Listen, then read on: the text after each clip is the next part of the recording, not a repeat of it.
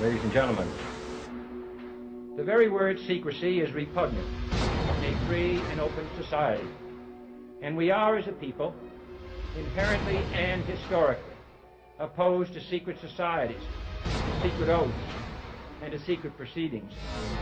And there is very grave danger that an announced need for increased security will be seized upon by those anxious to expand its meaning to the very limits of official censorship and concealment.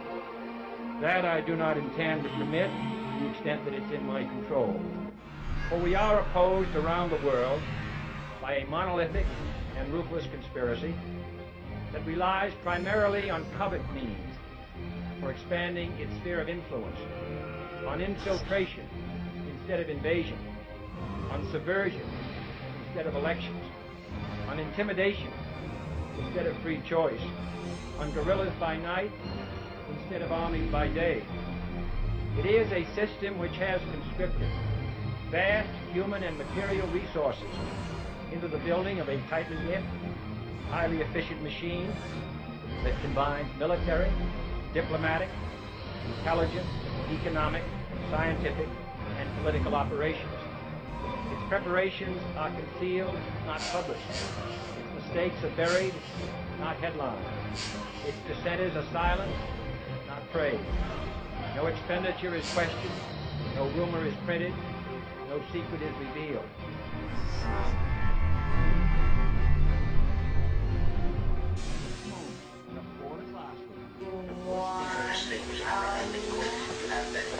We have before us the opportunity to forge for ourselves and for future generations a new world order, a world where the rule of law, not the law of the jungle, governs the conduct of nations.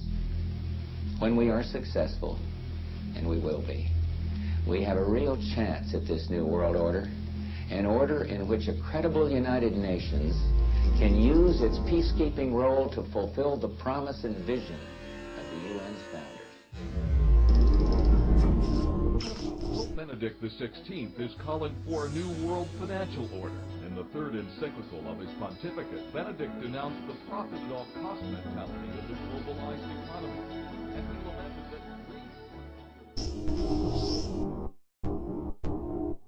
Republican and Democratic presidents alike, from Harry Truman to George Bush, said, and it's a phrase that I often use myself, that we needed a new world order. Whole nation. Nationhood as we know it will be obsolete. All states will recognize a single global authority.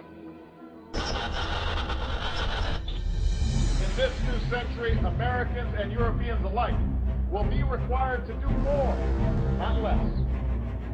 Partnership and cooperation among nations is not a choice. It is the only way, the one way.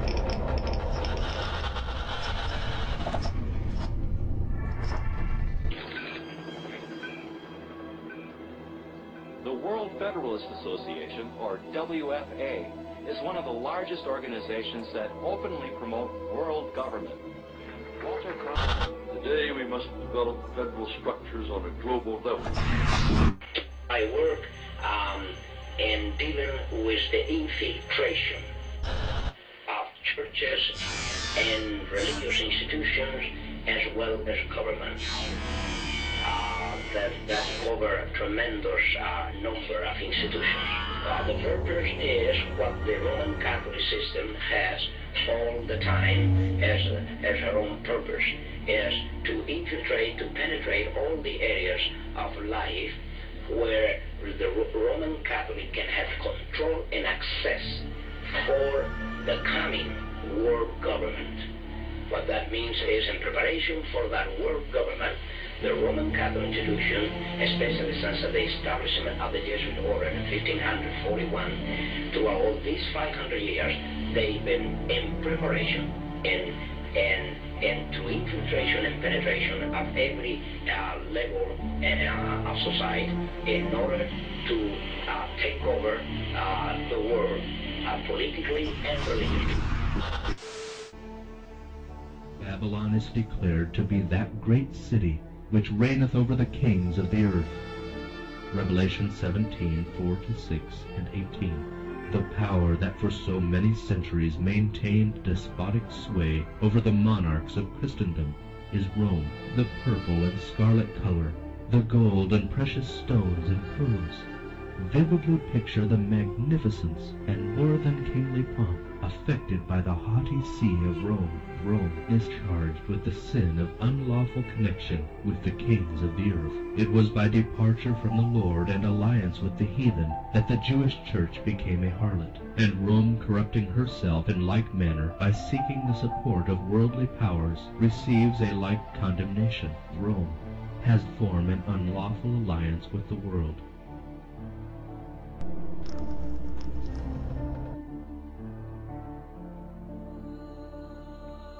For all nations have drunk of the wine of the wrath of her fornication, and the kings of the earth have committed fornication with her, and the merchants of the earth are waxed rich through the abundance of her delicacies.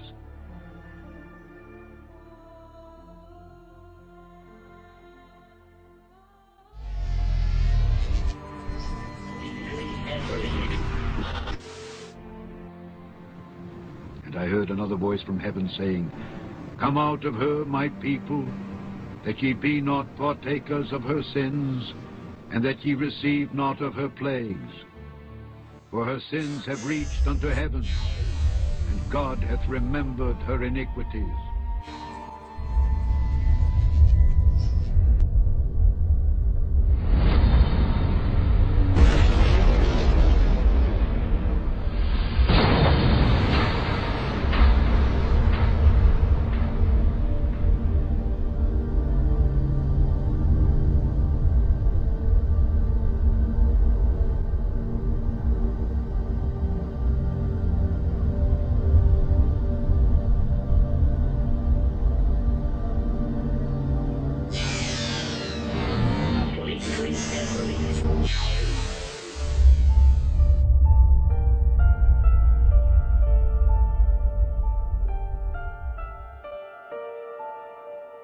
For by thy sorceries were all nations deceived.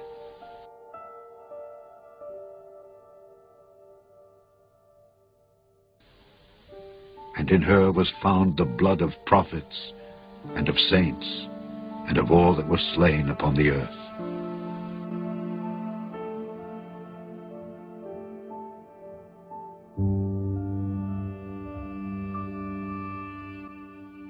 Thousands of the followers of Christ, men, women, and children, were put to death in the most cruel manner. Some were crucified, some covered with the skins of wild beasts and torn in pieces by dogs. Others were clothed in garments of inflammable material and set on fire at night to illuminate the circus of the Vatican and the pleasure gardens of Nero. Thus this monster in human form amused the public by exhibiting his victims in their dying agonies, while he himself stood by, taking the keenest delight in their misery. Degraded and hardened as were the Romans, and bitter as was their prejudice against the Christians, the constant repetition of these horrible, heart-sickening scenes excited even their compassion.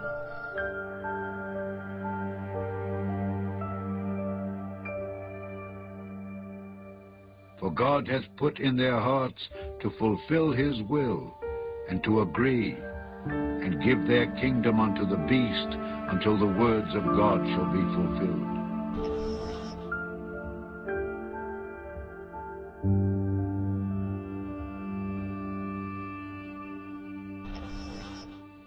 And the woman which thou sawest is that great city which reigneth over the kings of the earth.